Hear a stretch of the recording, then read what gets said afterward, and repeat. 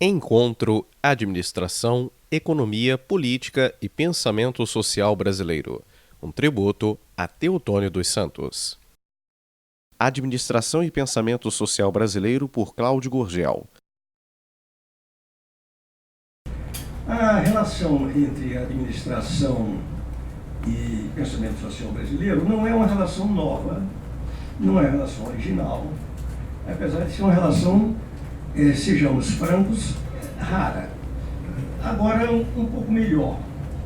Mas um levantamento que estou fazendo nas universidades no Brasil, em particular dos cursos de administração, estão me indicando uma melhora em relação a anos anteriores, mas, por exemplo, aqui no Rio de Janeiro, eu constatei que os 8 principais cursos de graduação em administração têm uma grande maioria, precisamente 5 dos 8, tem muito pouca inserção no pensamento social brasileiro. As 3 escolas de administração que têm maior densidade do estudo do pensamento social brasileiro, fazendo essa relação com a administração, são a Universidade Federal Fluminense, o nosso curso de administração, o curso da Fundação Getúlio Vargas, que já tem uma tradição, faz parte da história da Fundação Getúlio Vargas, a discussão sobre o pensamento social brasileiro, e não é à toa que o professor Paulo Emílio Martins, que estará conosco amanhã, na manhã de amanhã, foi um porta-voz e um condutor do nosso programa pela trilha do pensamento social brasileiro, porque há uma tradição na Fundação Getúlio Vargas do pensamento social brasileiro. E a terceira é a Universidade Federal Rural do Rio de Janeiro. São as 3 universidades com maior densidade, melhor dizendo, os 3 cursos de administração com maior densidade de pensamento social brasileiro. Então não é uma coisa rara, não é uma coisa recente, mas é uma coisa rara. Não é uma coisa recente porque nós podemos falar de pensamento social brasileiro e administração no século XIX, quando o Visconde do Uruguai escreve um ensaio sobre o direito administrativo, em que ele faz uma observação, em particular, em um dos capítulos do ensaio, sobre a aplicação das instituições americanas, inglesas e francesas no Brasil, e observa a necessidade de que essa aplicação considere as características, as tipicidades, as singularidades que são próprias da nacionalidade brasileira. Depois ele retorna a essas discussões, 3 anos depois, em 1865, com os estudos sobre a administração da província. Mas essa preocupação, talvez a gente esteja até cometendo uma injustiça com alguém que o tenha antecedido, mas nós podemos dizer com segurança que o Visconde do Uruguai foi, se não o primeiro, um dos sinalizadores mais importantes sobre a necessidade da relação entre o pensamento social brasileiro e a administração. Na modernidade, na contemporaneidade, ou seja, nos anos mais próximos de nós, em particular de nós que estamos aqui sentados, nós podemos falar que Guerreiro Ramos é o grande promotor dessa relação entre administração e pensamento social brasileiro. O Guerreiro escreveu um livro que teve uma repercussão muito grande aqui no Brasil, inclusive um livro referência de alguns colegas nossos aqui no nosso curso de administração, que é Administração e Contexto Brasileiro. O próprio título já diz do que é que se está tratando, Administração e Contexto Brasileiro. Nesse livro, ele faz um estudo muito interessante sobre a burocracia, chamando atenção para as dificuldades da burocracia ser aplicada ao Brasil com as características originais. O que ele estava dizendo, em outras palavras, é que é necessário aquilo que dizia o Visconde do Uruguai, considerar as condições nacionais ao se projetar uma aplicação de instituição de outros países, em particular dos países centrais. A burocracia, como vocês sabem, tem origem na Alemanha, mais rigorosamente teria origem na França, mas os estudos da burocracia e um certo desenho da burocracia naquilo que Weber chama de tipo ideal é exatamente do Max Weber, um alemão que viveu entre o século XIX e o século XX. Bom, então, em administração no contexto brasileiro, Guerreiro faz esse tipo de análise e avança bastante, um estudo muito interessante sobre o formalismo, que é uma espécie de genérico sobre a aplicação in natura dos conhecimentos que são importados, transpostos do estrangeiro para o Brasil.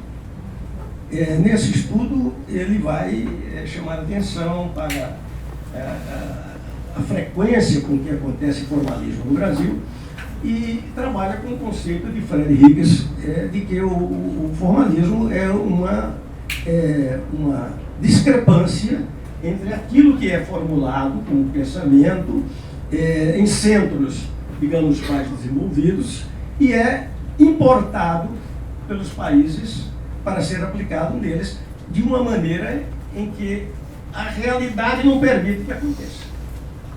Daí a ideia de jeitinho brasileiro e coisa dessa natureza, que seria, na análise tanto do Fred Higgs, um americano que esteve inclusive aqui no Brasil fazendo alguns estudos, e do Guerreiro Ramos, essa aplicação acaba encontrando solução no jeitinho brasileiro.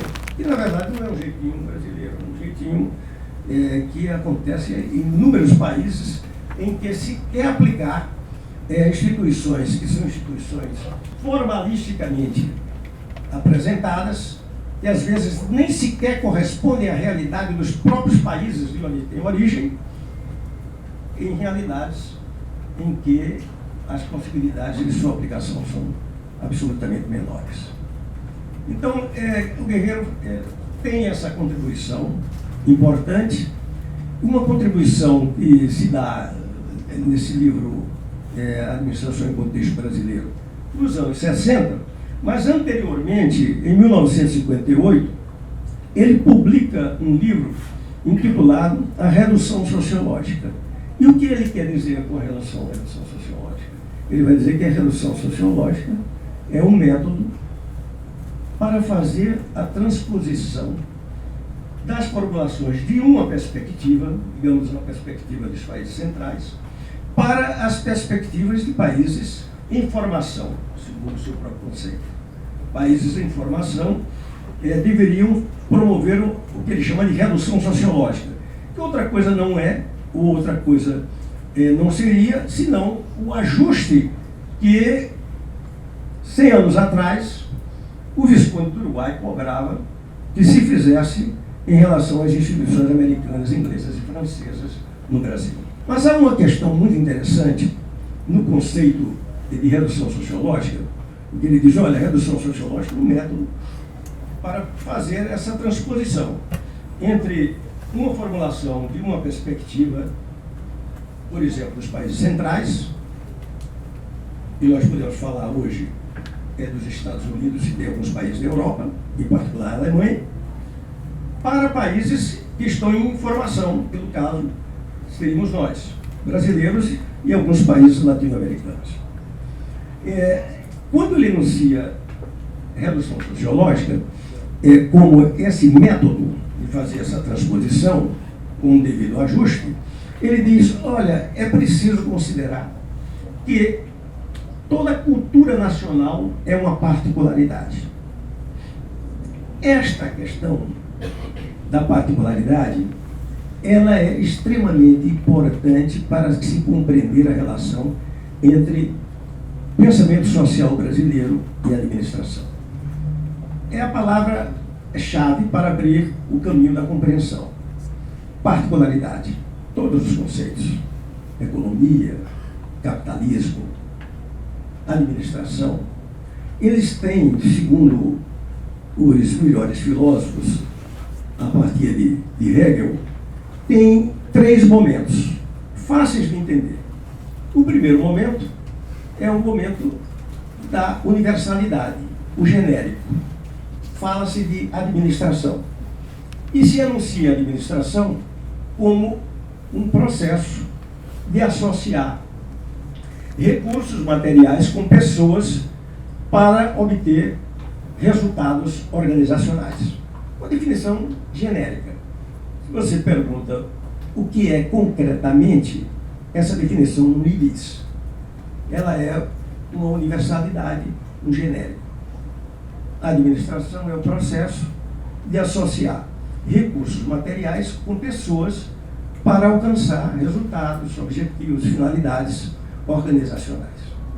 Mas quando se quer saber alguma coisa mais concreta sobre o que é administração, vai-se em busca das particularidades. Quais são as particularidades da administração? Planejamento, organização, logística, marketing, e aí você começa a ter uma concretude maior. E vai ter mais concretude, mais realidade, mais fato, mais coisa concreta, quando você vai para a singularidade, que é o terceiro momento de todo o conceito. Portanto, todos os conceitos têm o seu momento de universalidade, da particularidade e da singularidade. O que seria uma singularidade na administração? O planejamento, a logística, o marketing, a gestão de pessoas, a força de trabalho, o Estado. E o que seria, por exemplo, uma particularidade? Há uma particularidade que é objeto do pensamento social brasileiro. Em Os Donos do Poder, o Raimundo Fauro vai tratar de uma singularidade da administração pública, ou seja, do Estado, dizendo que no Brasil, diferentemente de outros países, o capitalismo era extremamente dependente do Estado. Que o Estado mantinha o capitalismo vivo no Brasil, o que não aconteceria em outros países, onde haveria uma grande racionalidade do capitalismo que dispensaria a presença do Estado. Essa singularidade, o Raimundo Faoro explica como sendo uma herança da colonização, em que as famílias portuguesas vieram para cá e se apoderaram do Estado e assim deixaram uma herança histórica para os brasileiros de um Estado que estaria sempre a serviço dos grupos, das famílias, da classe dominante. Portanto, seria uma herança da colonização portuguesa. Mas nós podemos, naturalmente, levantar outras hipóteses. É possível levantar a hipótese de que as razões sejam outras. As razões sejam, por exemplo, de pouca poupança, pouca acumulação, ou as razões sejam próprias do próprio modo de produção capitalista. Porque se nós olharmos para os Estados Unidos, colonizado por saxões, colonizado por ingleses, nós vamos encontrar na história dos Estados Unidos também vários episódios e até uma certa rotina de presença do Estado na economia. O Estado não apareceu na economia norte-americana apenas em 1930, por ocasião da sua grande crise do século. Já tinha aparecido anteriormente, no final do século XIX, e de 1930 em diante, o Estado esteve sempre muito presente na vida da economia capitalista americana, do que é exemplo 2008, quando aconteceu a crise das subprimes e o Estado norte-americano foi socorrer os bancos, as seguradoras e as empresas de um modo geral.